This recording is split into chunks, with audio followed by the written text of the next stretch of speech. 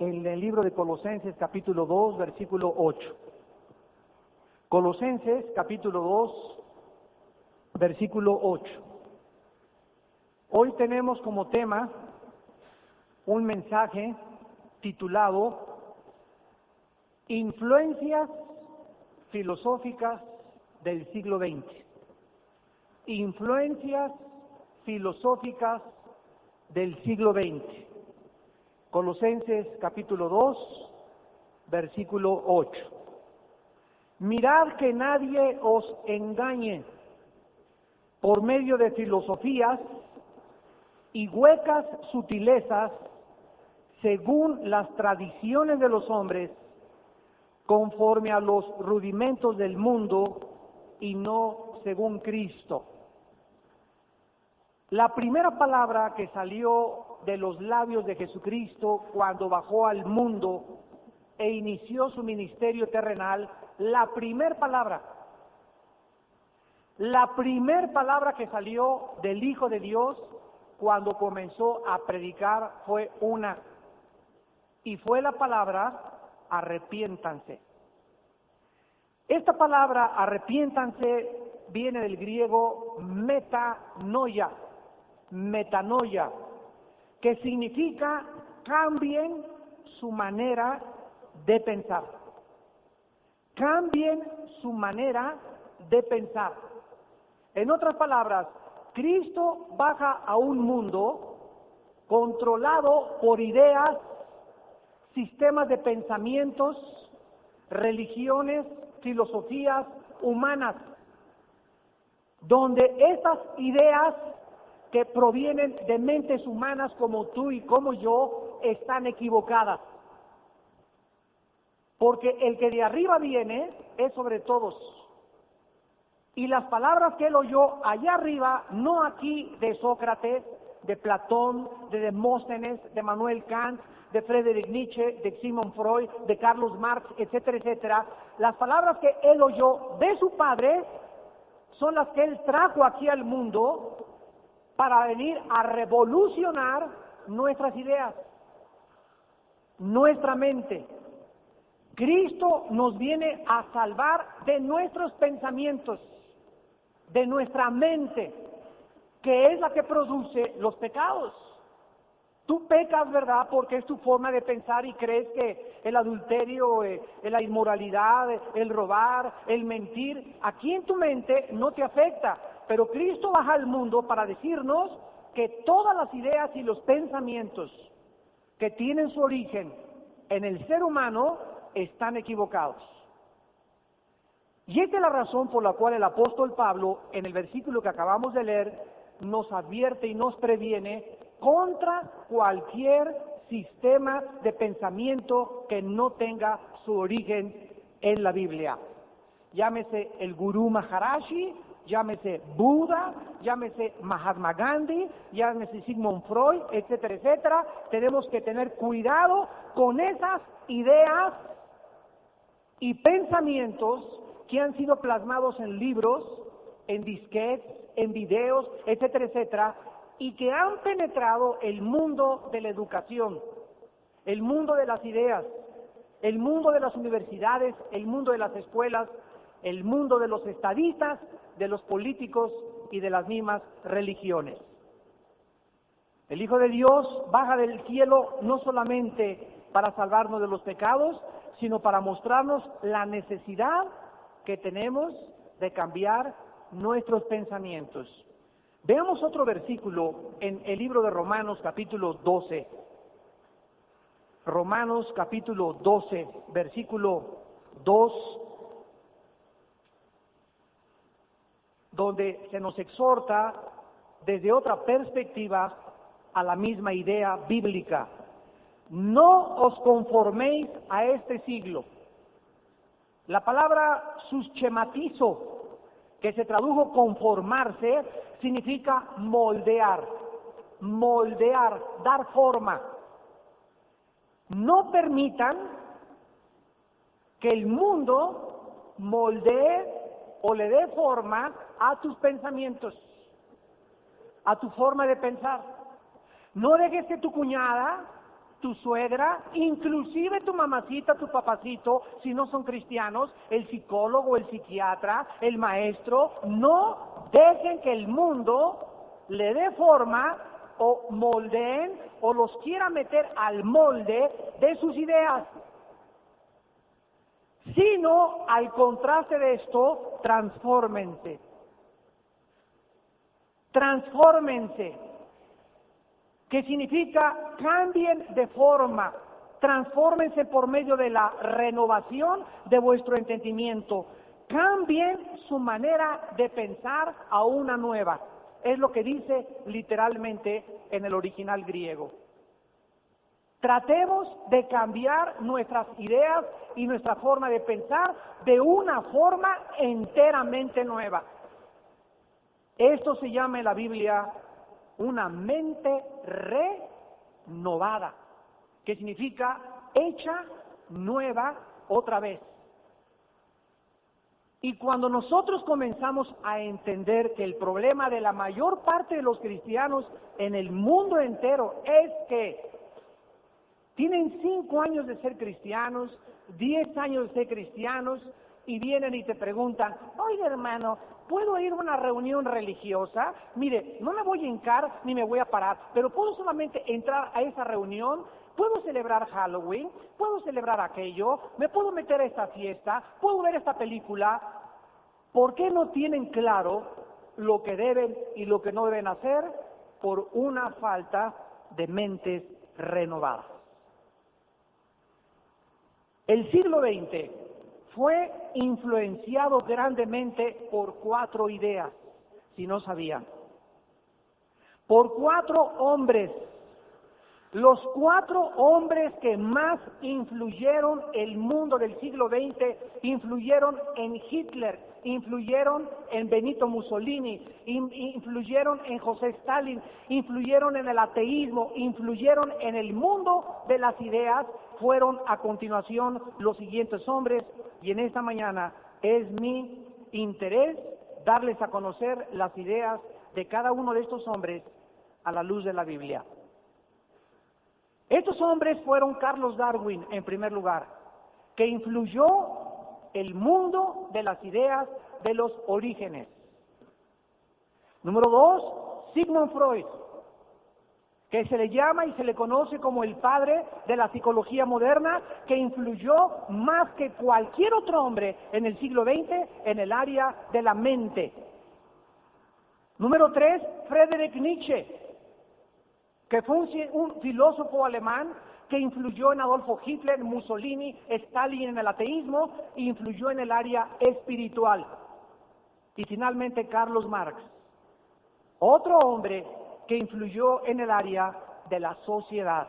Es interesante que los 4 eran ateos. Los 4 hombres que más daño hicieron al mundo de las ideas y de la filosofía y de la psicología y de la filosofía en el siglo XX, los 4 se proclamaban a sí mismos dioses. Ellos eran Dios, no Dios, el Dios de la Biblia. La filosofía y las ideas de estos 4 hombres, cuando los examinamos a la luz de la Biblia, encontramos que son diametralmente opuestas, totalmente contrarias. Y estas ideas de estos 4 hombres han penetrado y han permeado todas las universidades y los centros académicos del mundo entero, dejando una huella demasiado profunda, principalmente en la mente de nuestros hijos. Es a través de la revelación bíblica que podemos analizar y evaluar cualquier sistema de pensamiento que provenga del ser humano. Leamos a continuación en Primera de Timoteo capítulo 6 lo que el apóstol Pablo le aconseja a su discípulo Timoteo. Primera de Timoteo capítulo 6, versículo 3 al 5. Si alguno enseña otra cosa y no se conforma a las sanas palabras de nuestro Señor Jesucristo y a la doctrina que es conforme a la piedad, está envanecido. Número 1. Número 2, nada sabe.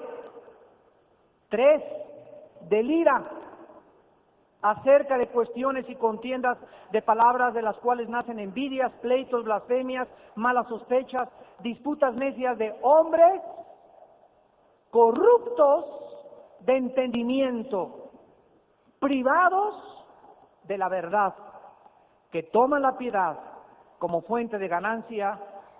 Apártate de los tales. Vamos a comenzar en esta mañana examinando las ideas y la filosofía de Carlos Darwin. Nació en 1809, murió en 1882. Fue un gran naturista inglés que estableció la teoría famosa de la evolución orgánica en su libro El origen de las especies. Este libro, si tú lo lees, vas a encontrar este vocabulario. Quizá, tal vez, puede ser, chance y, no estoy seguro, a lo mejor, etcétera, etcétera. Pregunta, ¿se pueden considerar estas palabras científicas cuando él mismo nunca estuvo convencido de lo que él postuló? La teoría de la evolución establece que de una sola célula se fue gradualmente cambiando hasta que se dio lugar a especies más complejas que ahora existen, y que la vida comenzó con una sola célula, seguida en orden por las plantas, después los invertebrados, los vertebrados, los peces, los anfibios, los reptiles, los mamíferos, los pájaros, los changos, chita, y después tu abuelita. Veamos esta teoría y esta filosofía, y esto es lo que me encanta cuando voy a las universidades a compartirles estas conferencias. Esta conferencia que estoy compartiendo a ustedes es una conferencia de mis preferidas a nivel universitario. Y les voy a decir por qué. Porque en primer lugar, vamos a cerrar la Biblia, y vamos a demostrar que estas mismas ideas son irracionales en el campo científico. Así que sin ni siquiera considerar ni tomar en cuenta lo que la Biblia dice, lo vamos a ver al final, vamos a considerar estas mismas teorías y estos mismos aspectos y postulaciones filosóficas, porque no son científicas, dentro de la misma ciencia. En primer lugar, la teoría de la evolución, jóvenes estudiantes y maestros, contradice la primera y la segunda ley de la termodinámica. La primera ley de la termodinámica establece lo siguiente: que todo el proceso natural del universo causa un aumento neto de desorden a una pérdida neta de energía. O sea que esta primera ley, porque estas dos leyes, quiero decirles antes, que son el fundamento y la base de toda la ciencia. De las matemáticas, de la física, de la biomecánica, de la biogenética, de la biología, de la ciencia, de las matemáticas, de las ecuaciones de físico-matemáticos, todas las ramas de la academia, del pensamiento y de todo lo que se desarrolla a nivel universitario, tienen su fundamento en estas dos leyes. O sea que sin estas dos leyes no podría haber un estudio matemático, ni físico, ni químico, ni biológico. Esta primera ley establece que todo está en desorden, que se está desordenando, que todo se echa a perder y todo está perdiendo energía. El Sol mismo está perdiendo millones de toneladas peso cada segundo. La teoría de la evolución, al contrario, establece que el proceso natural, que tomó millones de años, cambió las moléculas simples y desordenadas en estructuras complejas y altamente ordenadas. Esto, señores evolucionistas y señores científicos, es imposible de acuerdo a la primera ley de la termodinámica. O sea que los evolucionistas nos enseñan que del desorden surgió el orden, cuando es al contrario, del orden surgió el desorden. Las cosas no se están ordenando en el universo, el mismo universo, todo se está descomponiendo, todo está perdiendo calor, todo se oxida, todo se echa a perder, todo sufre un deterioro. ¿En dónde está la evolución? ¿Y qué dice la segunda ley de la termodinámica? Que todos los procesos espontáneos cambian de complejos al desorden y que la energía organizada en energía calorífica. Hace 2000 años, en el libro de los Hebreos, capítulo 1, antes de que los científicos descubrieran estas dos leyes que son, enfatizo, el fundamento de las matemáticas, de la física, de la química, de la biología, la Biblia ya mencionaba lo que también se conoce físicamente como la entropía o la ley de la entropía. Dice en el libro de los Hebreos, capítulo 1, versículo 10 al 12. Tú, oh Señor, en el principio fundaste la tierra y los cielos son obra de tus manos. Ellos perecerán, mas tú permaneces. Todos ellos ¿qué cosa? Envejecerán como una vestidura. ¿Quién le reveló hace 2000 años a los escritores de la Biblia que el universo estaba en un movimiento del orden al desorden? De que todo estaba tendiendo al envejecimiento, al desgaste, a la oxidación, que todo se echa a perder. Un refrigerador en tu casa contradice la teoría de la evolución. Tenemos refrigeradores en nuestra casa porque los alimentos se echan a perder, todo se descompone, todo se deteriora, tu carro, mi vida, nuestras células, estamos envejeciendo, todo absolutamente en el universo que nos rodea está gobernado por la ley de la entropía. La evolución dice lo contrario. Como un vestido los envolverás y serán mudados, pero tú eres el mismo y tus años no acabarán. Aquí se establece en que, en contraste con el universo, hay un ser, hay una entidad en el universo que no está sujeta al deterioro, a la corrupción, al desgaste, a la ley de la entropía, a la primera y segunda ley de la termodinámica. Esa entidad, ese ser, que es el único, que no es afectado por lo que todo su universo es afectado, se llama Dios.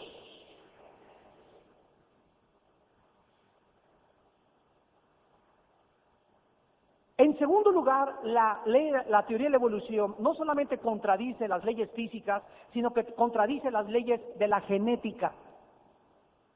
Las leyes de la genética, en 1860, un hombre llamado Gregorio Mendel descubrió las leyes de la herencia con unos experimentos que hacía con chícharos.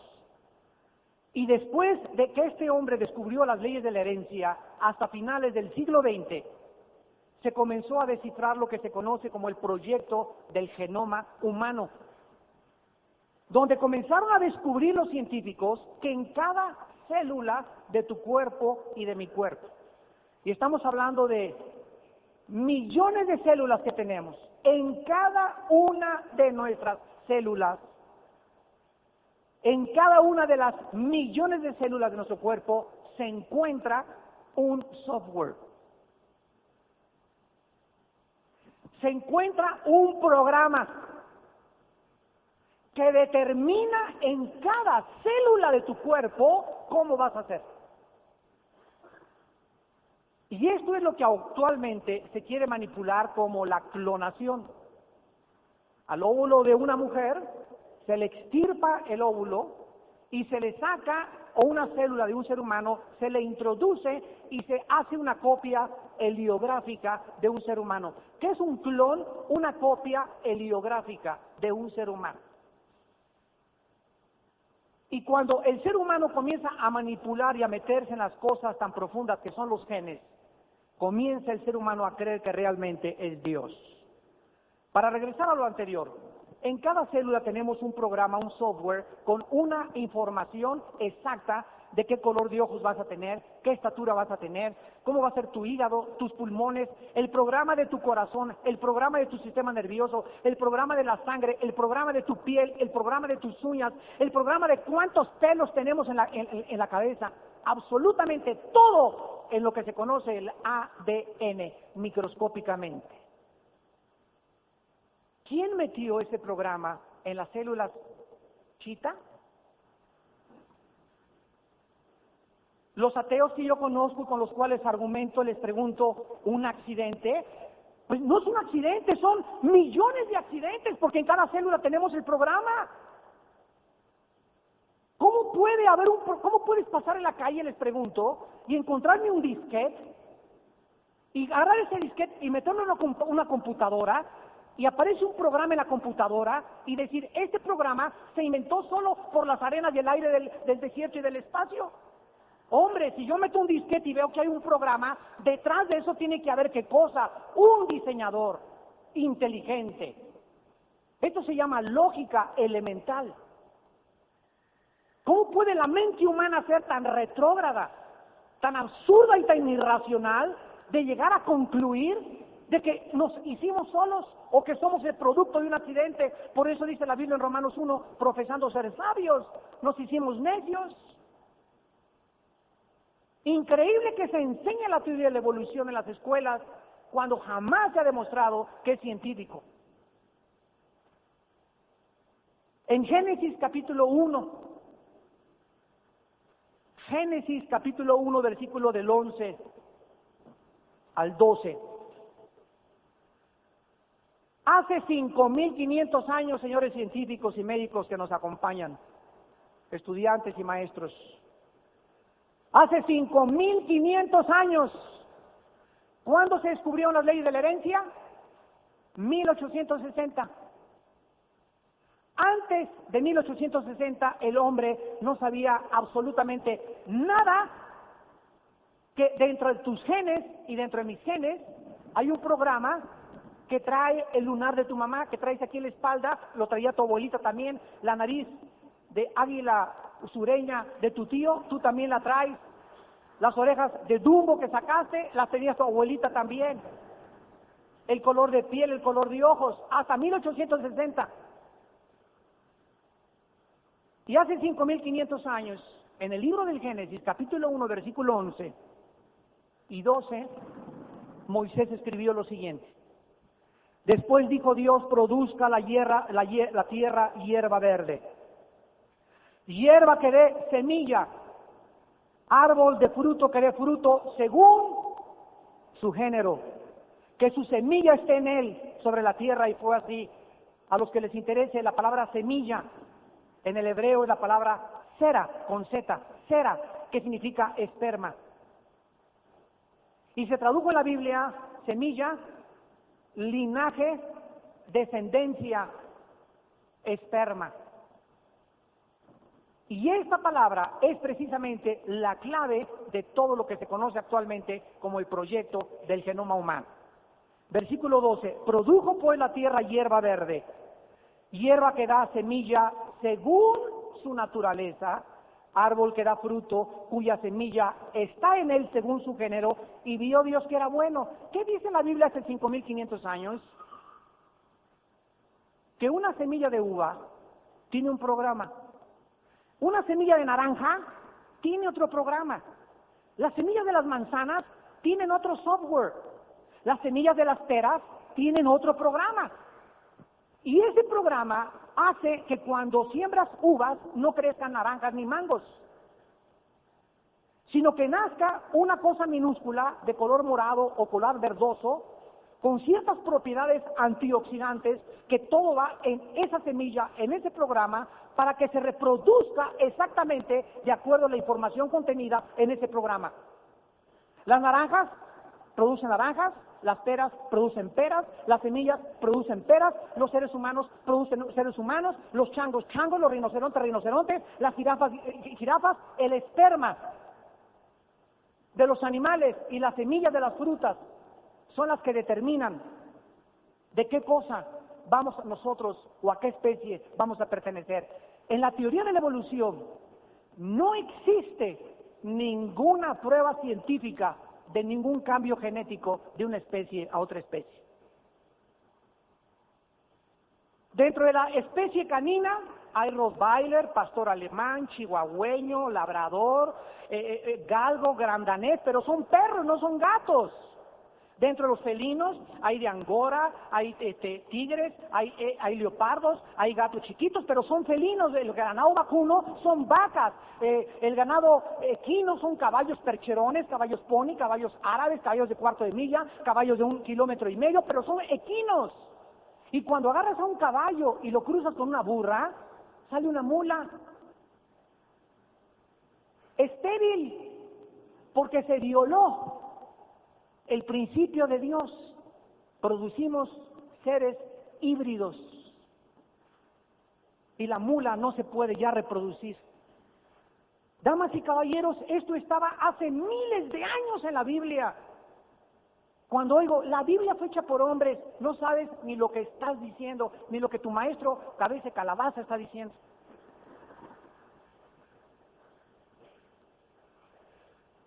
Y en tercer lugar, la teoría de la evolución no solamente contradice las leyes de la física, las leyes de la genética, sino que en tercer lugar, la teoría de la evolución contradice las leyes de la biología.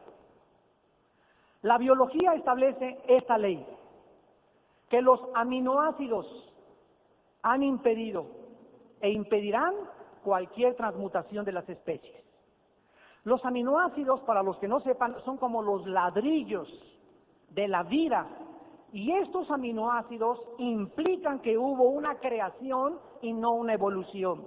La biología ha descubierto científicamente que los mismos tejidos que forman el pelo, los huesos, la piel, la grasa, los músculos de cualquier animal, sin excepción, ninguna excepción, toman de la sangre el mismo aminoácido correspondiente.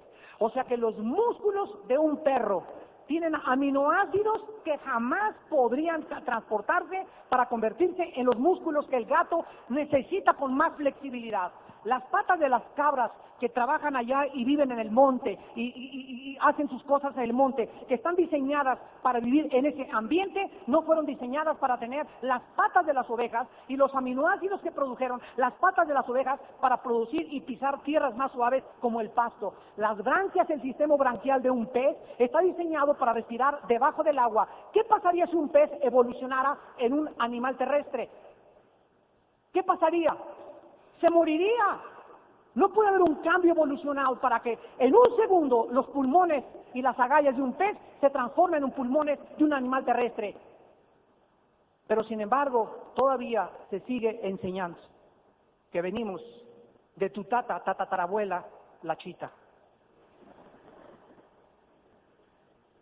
Sigmund Freud, padre de la psicología moderna, nació en 1856, murió en 1939. Padre y fundador del famoso psicoanálisis y considerado actualmente como el padre de la psicología moderna. Si tú vas a estudiar psicología, muchos estudiantes me preguntan, cristianos, ¿podría yo entrar e inscribirme en psicología? Siempre les hago la misma advertencia. Te van a enseñar los principios de Sigmund Freud, porque es el fundamento y la base, aun cuando después escojas otra línea de, como lo vamos a ver, conductismo o la psicología transpersonal, el fundamento de la psicología es Freud. Con el psicoanálisis, aunque muchos ya están descartando también el psicoanálisis, lo que nos demuestra que entre la misma psicología hay tantas filosofías y tantas formas de pensar que tampoco se puede considerar la psicología nada científica. La psicología tampoco es científica, señores. ¿Quién fue este hombre? Este hombre es el que más influenció a Carlos Darwin, a Friedrich Nietzsche en la filosofía de la vida, y creyó Freud descubrir el problema de la conducta humana que se encontraba en la psique, o lo que se conoce como la mente. Comenzó a estudiar profundamente la sexualidad infantil y hacer experimentos usando la hipnosis con pacientes enfermos de histeria. Freud tomó a una persona y la sentó en una silla y la hipnotizó. O sea, su mente la sacó de la conciencia y la trasladó a la inconsciencia. Después hay otro lenguaje, ¿verdad?, que es el ego, el superego que él utilizaba. Estando esta persona en esencia de él, influir en la inconsciencia de la persona para poder sanarla y que cuando la persona regresara a la conciencia, la persona pudiera ser sanada inconscientemente a través de la hipnosis. Porque él consideraba, como no creía en Dios, él creía que si una persona es mala, era una mala química de su cerebro. Eran cuestiones químicas y que se podía manejar química o físicamente en las emociones como el odio, el amor, etcétera, etcétera. Y comenzó a tratar química y orgánicamente o físicamente a esas personas para poder solucionar que el problema se encontraba a nivel psique. Todos estos experimentos lo llevaron finalmente a establecer lo que se conoce como su famoso psicoanálisis. O sea que, si tú vas a un psicólogo porque tienes a tu hijo que en la noche aúlla como coyote, o tiene pesadillas, o en la escuela dicen que es un niño hiperactivo y que es un niño que causa muchos problemas, inmediatamente el mundo, influenciado por el psicoanálisis freudiano, le atribuye a ese niño problemas, ¿qué cosa? Mentales. ¿Y quién es el doctor que lo puede ayudar? Un psicólogo o un psiquiatra. Y lo llevan entonces de la escuela, te mandan y te dicen, te recomendamos que mandes a tu hijo a este psicólogo, o hay muchos padres, inclusive yo conozco líderes espirituales que mandan a las ovejas al psicólogo, creyendo firmemente, de una forma equivocada, que el problema de ese niño, de esa niña, es de conducta y es a nivel mental. Llega el paciente con el psiquiatra y el psicólogo, y el psicólogo te comienza a decir, bueno, vamos primero a comenzar. ¿Cuándo naciste, fulano? ¿Qué recuerdos tienes cuando tenías 2 o 3 años? Pues me acuerdo que mi papá mató a mi mamá y vi cómo le explotó y le brincó el cerebro como coliflor enfrente de mí. Después, a los 5 años, me acuerdo que mi papá vi que violó a una niña, etcétera, etcétera. Entonces el psicólogo comienza a atribuir que las escenas que ese niño vio le afectaron de tal manera que cambiaron su conducta y lo convirtieron en una persona no normal. Pero cuando el psicólogo detecta las causas y problemas del paciente, ningún psicólogo, ningún psiquiatra tiene la medicina. Todos, sin excepción, te van a acabar recomendando Valium, Prozac, Equanil, Penchochan. Pero eso sí, hay señoras que yo me encuentro, ¿verdad? No, Armando, pero es que yo estoy bajo prescripción médica. Mire, mi querida señora, le comenzaron describiendo 5 miligramos de Valium, a las 3 semanas no le van a hacer efecto, le van a subir a 8 miligramos de Valium, y cuando usted se dé cuenta, usted es una adicta a las pastillas tranquilizantes. ¿Ustedes creen que Dios nos diseñó para que funcionáramos con chochos? Chochos para dormir, chochos para comer, chochos para no engordar, cualquier droga que podamos ingerir físicamente está atentando contra el templo del Espíritu Santo, que son nuestros cuerpos. Dios no quiere que necesitemos aditivos para la gasolina, para que el combustible es el Espíritu Santo. ¿Cuál fue la equivocación de Freud? 2000 años antes de Freud, en 1 Corintios capítulo 2. 2000 años antes de Freud, en 1 Corintios capítulo 2, el apóstol Pablo hizo esta revelación, versículo 11. 1 Corintios 2:11. Porque ¿quién de los hombres sabe las cosas del hombre, sino el espíritu del hombre que está en él? ¿Qué nos revela la Biblia?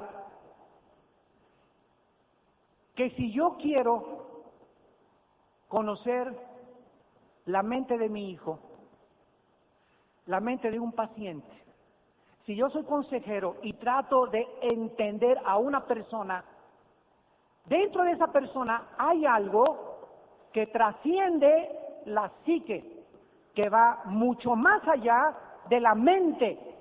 Y como Freud era ateo, no supo que había otro componente en los seres humanos que se llama espíritu. ¿Quién puede revelarnos que somos un espíritu sino el que nos creó, el fabricante? ¿Cómo puedo llevar yo a mi carro, que es Nissan, a que me lo arreglen en la Chevrolet? Tengo que ir con el fabricante de Nissan porque ellos conocen qué es lo que está funcionando mal. No puedo llevar a un caballo tampoco con un ginecólogo.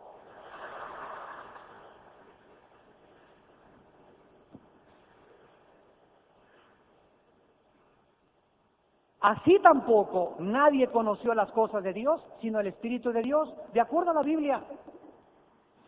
El problema gravísimo en la psicología es ubicar los problemas de conducta en el área de la mente y quedarnos ahí. Y que con una terapia X o con ciertos chochos, con el tiempo la persona va a poder cambiar.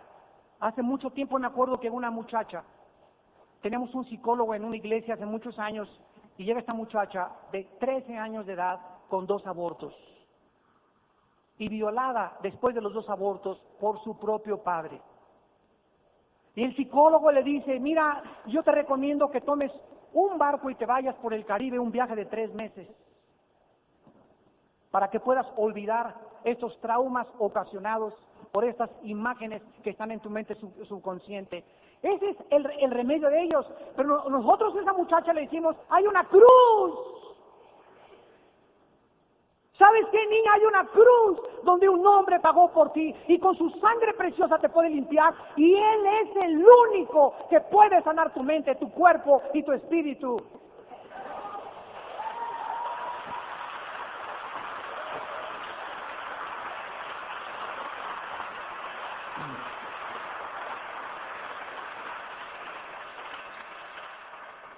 Si no es Él, ¿quién? Dice Jeremías 17:9, yo Jehová que escudriño la mente y el corazón. ¿Cómo puede una persona en el mismo nivel humano que yo, un psicólogo, un psiquiatra, tratar de creer que él puede penetrar a mi mente y ayudarme cuando ni siquiera él mismo se entiende? De acuerdo a la Academia de Psicología en Los Ángeles, el 65% en Estados Unidos de los psiquiatras padecen trastornos mentales y se encuentran en hospitales. Ya no nos vamos tan lejos. ¿Cómo acabó Sigmund Freud? Sigmund Freud tenía a la 1, 2 de la mañana ataques de histeria, ataques de gritos, veía pesadillas, sudaba. Dice su esposa que era como un loco en la noche. ¿Y ese hombre me va a decir a mí que quiere mi salud mental?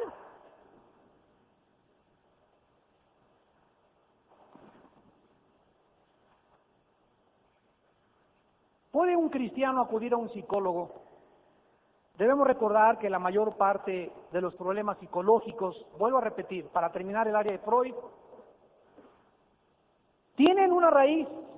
Cualquier persona que tenga problemas de conducta que consideran anormal. Mira, dentro de la psicología han bautizado la doble personalidad como esquizofrenia, desórdenes múltiples de la personalidad, maníaco depresivo, psicótico, paranoico, etcétera, etcétera, de acuerdo a la conducta que manifieste la persona.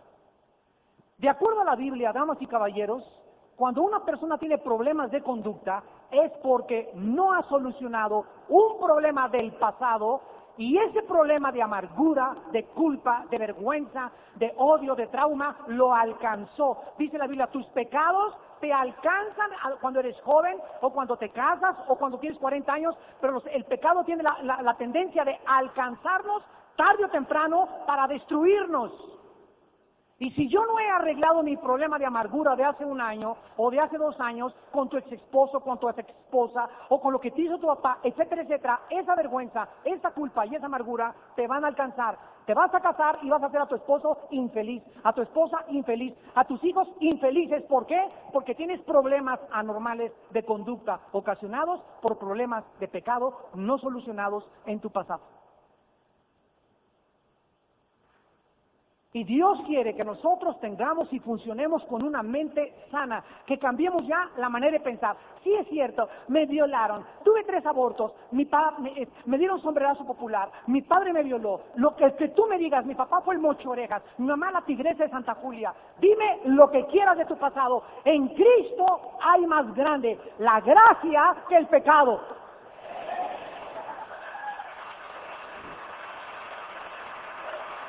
Es más grande la gracia de Dios.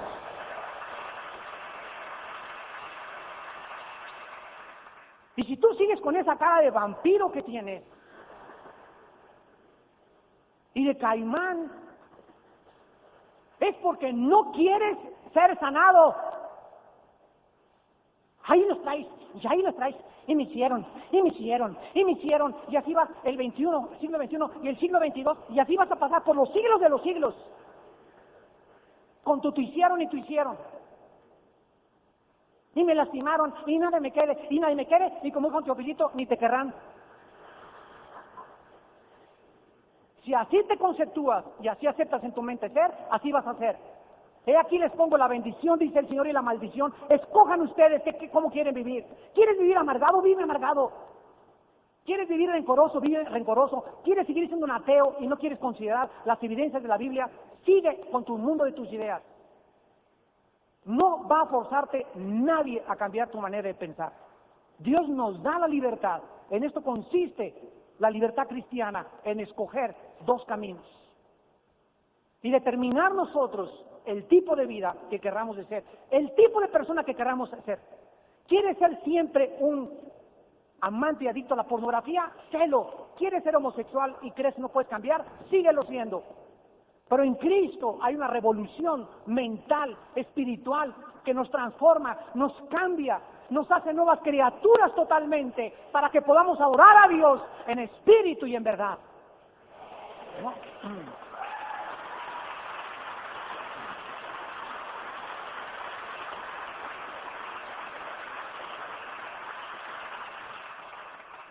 Y tenemos a Friedrich Nietzsche con su ateísmo. Nació en 1844 y murió en 1900.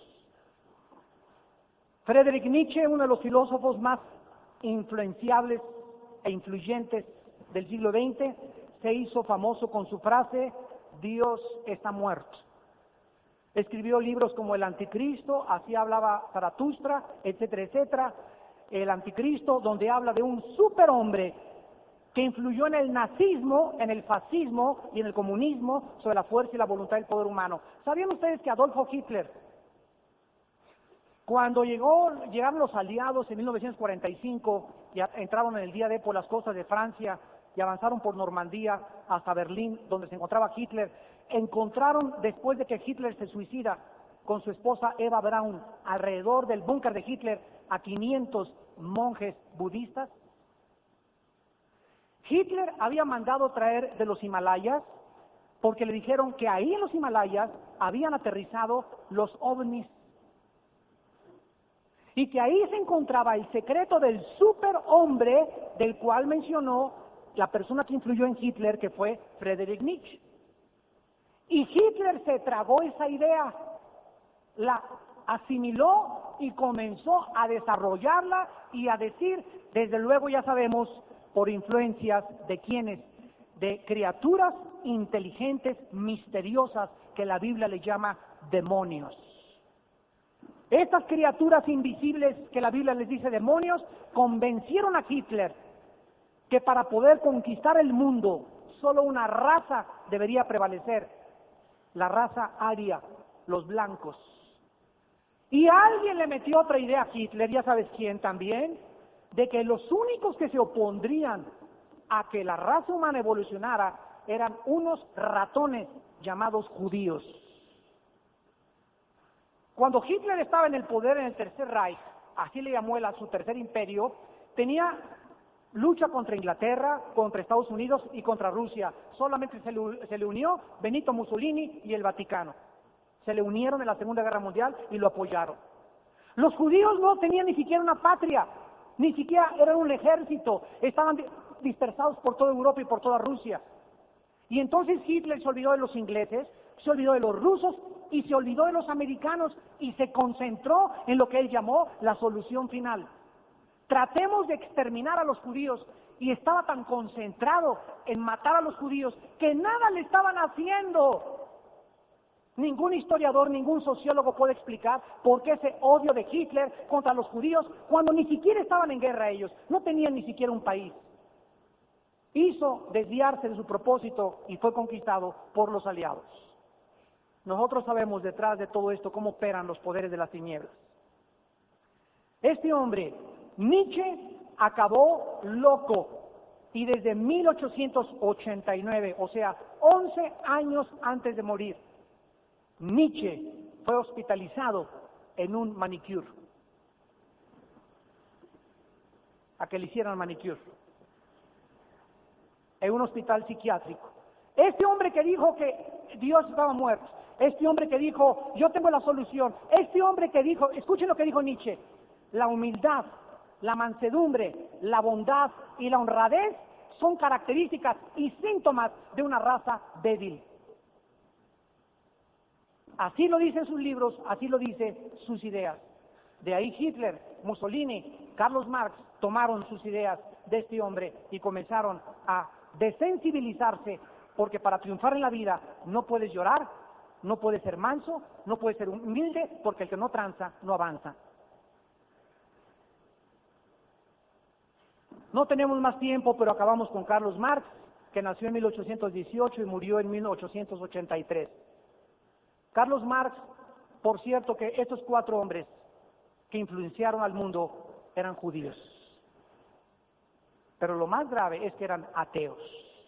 Vemos cómo el diablo usa también a aquellos que descienden del pueblo de Dios para convertirlos en enemigos de la cruz. Carlos Marx se hizo famoso en 1848 con el Manifiesto Comunista. Y este hombre percibía al mundo, de acuerdo a su idea, en 2 principales clases que se hallaban en conflicto: la burguesía, que era la clase establecida que controlaba las actividades mercantiles y las fuerzas productivas de la comunidad, y el proletariado, la clase trabajadora, la que le vendía a la burguesía a cambio de un jornal su trabajo. Marx creyó que este conflicto debería acabar con el derrocamiento de los burgueses, o sea, la clase mercantil, a través de la victoria del proletariado. Esta victoria resultaría en la dictadura del proletariado. Sin embargo, esta filosofía económica nunca funcionó. La práctica de los países que la quisieron establecer resultó en tiranía, en dictaduras, en totalitarismo, en persecución y en coerción de las libertades humanas, como en Rusia, China, Cuba, Vietnam, Nicaragua, Chile, Venezuela actualmente, etcétera, etcétera. Este fue el más grande error de Marx: coartar la libertad humana y creer que el Estado va a controlar a la gente. Se convierte el Estado en un monopolio y el Estado controla cines, controla medios de comunicación, controla gasolineras, controla aerolíneas, controla absolutamente nada. Y el pueblo tiene que estar sujeto a lo que dice el dictador, como lo está haciendo actualmente en Cuba Fidel Castro. Ninguna persona sale, y si tú te vas, dejas empeñada a tu tío o a tu mamá para que te garantice que vas a regresar. ¿Y por qué me coartas mi libertad? ¿Por qué no me dejas salir y viajar a donde yo quiero? ¿Qué cosa es lo que esta dictadura me está tratando de imponer? Que es el Estado el jefe, el Estado el Papa y el Estado el Dios. Y ninguna de estas filosofías ni de estos pensamientos tuvo ningún cambio beneficioso. Resultó en millones de litros de sangre derramados en el siglo XX. A la muerte de Marx Nikolai Lenin estableció el bolcheviquismo en 1903 con 17 partidos. Conquista Rusia con 40,000 partidarios en 1917 en la revolución bolchevique, y hasta 1989 existían cerca de 1 billón de personas que seguían el comunismo. Y quiero decirles, yo fui uno de los que abrazaron la filosofía de la dialéctica materialista marxista. En mis años de juventud estaba yo tan cansado de filosofías, tan harto de la hipocresía del gobierno. Dije, el Papa roba, el presidente roba, el cura roba, todo roba, pues vamos a robar entonces. Si se trata de hacer dinero, nadie le pide a su esposa, pues vamos a tener muchas mujeres. Y caí en la trampa del comunismo y formé parte del Partido Comunista durante 3 años y medio. Y estaba yo convencido absolutamente que el comunismo era la respuesta para cambiar y traer una revolución armada, no solamente pragmática ni de la boca para afuera, sino tomar las armas y cambiar el gobierno. ¿Cuáles son los errores de la filosofía comunista? Son 4. El primero, el problema humano no es una lucha de clases. La problemática humana no es ricos contra pobres, sino una lucha interna dentro de cada uno de nosotros. Hay gente que va a las calles y protesta no a la guerra de Irak. Y esa misma gente que protesta por una guerra masiva, esa misma persona tiene una guerra en su corazón contra su esposa, sus hijos y sus empleados. La guerra la traemos dentro. Los pobres nunca se van a acabar. Cristo los dijo, el rico y el pobre se encuentran, a ambos los hizo el Señor. Pero nuestra mente ha creado una idea confusa de que si repartimos las riquezas, y si los pobres dejan de ser pobres, la economía va a surgir y va a mejorar la condición social, educacional y moral de una nación. Mentiras, mentiras, mentiras, mentiras.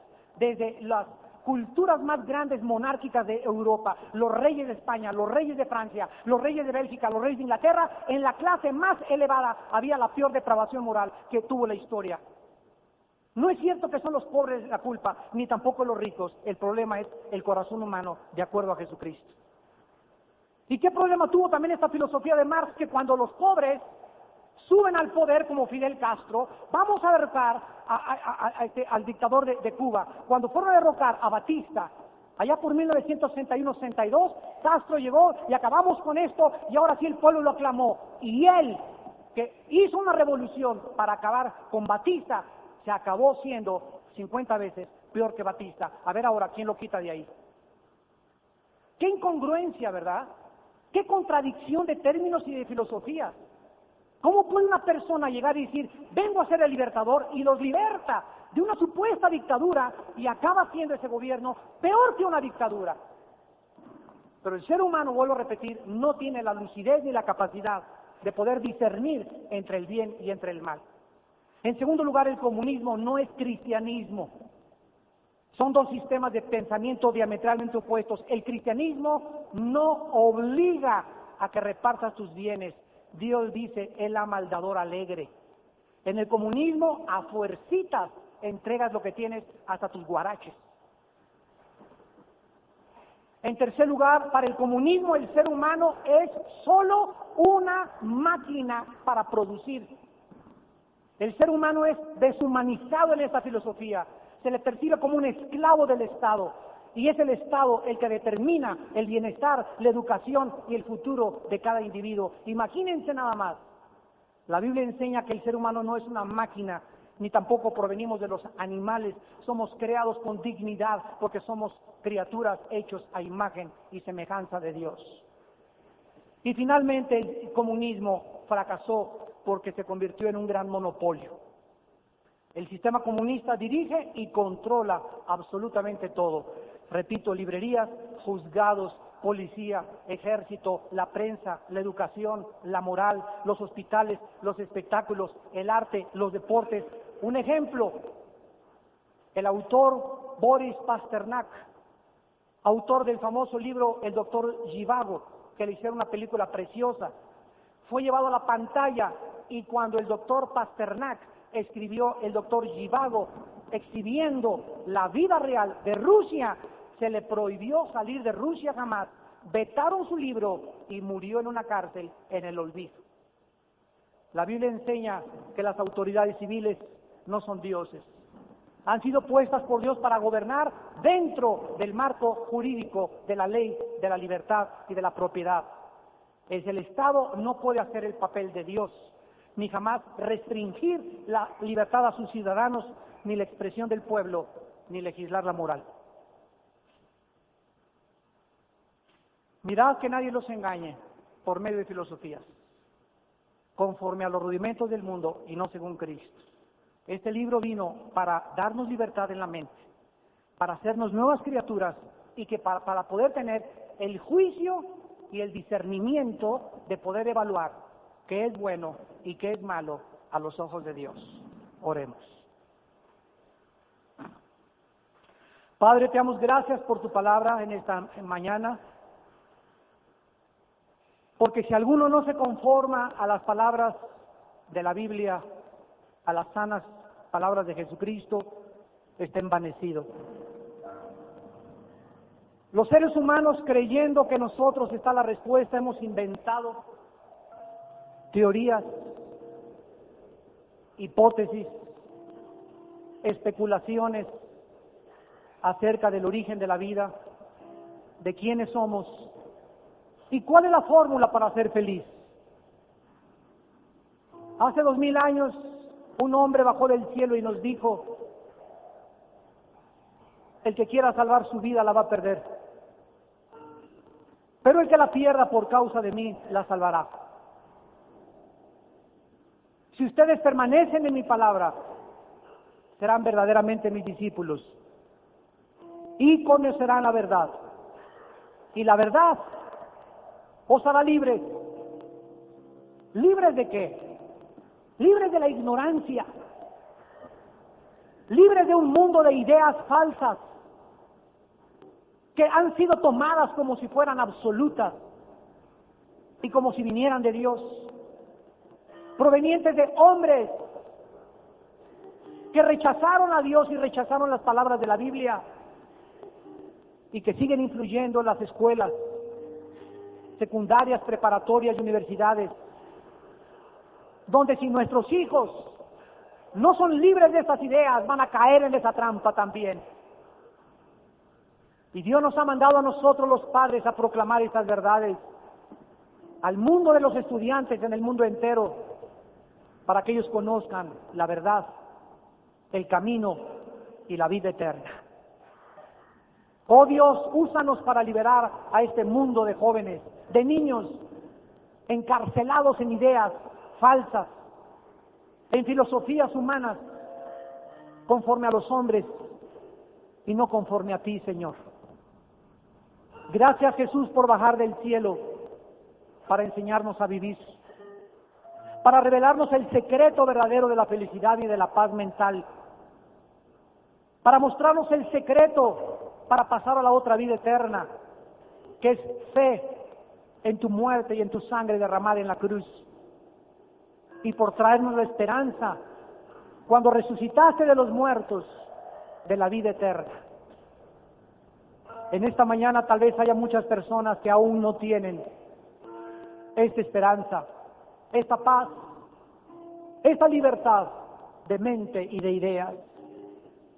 Dios te invita esta mañana a que vengas, no a una religión, sino que vengas a una persona que se llama Jesucristo. Que vengas a los pies de su Hijo y le pidas perdón por tus pecados, que te arrepientas con todo tu corazón de toda tu vida pasada, de tu soberbia intelectual, de tu vida inmoral, y que creas, simplemente que creas, que Él tiene el poder de cambiar tu vida, transformarte en una vida nueva y darte una mente nueva. ¿Qué tengo que hacer? Me preguntarás, para recibir estas promesas y estas bendiciones. Ahí desde tu lugar, dile estas palabras a Dios. Señor mío y Dios mío, te doy gracias esta mañana por haberme traído a oír no voz de hombre, sino la voz de la Biblia, la voz de tu palabra, donde has aclarado mis pensamientos y me has mostrado mi condición de pecado delante de ti, mi condición de soberbia intelectual, mi condición tristemente de derrota y de fracaso en la vida. Te necesito, Señor, y te pido perdón por mis pecados. Creo que en la cruz pagaste con tu sangre por mis pecados y que a los 3 días resucitaste de los muertos y que ahora me das la vida eterna.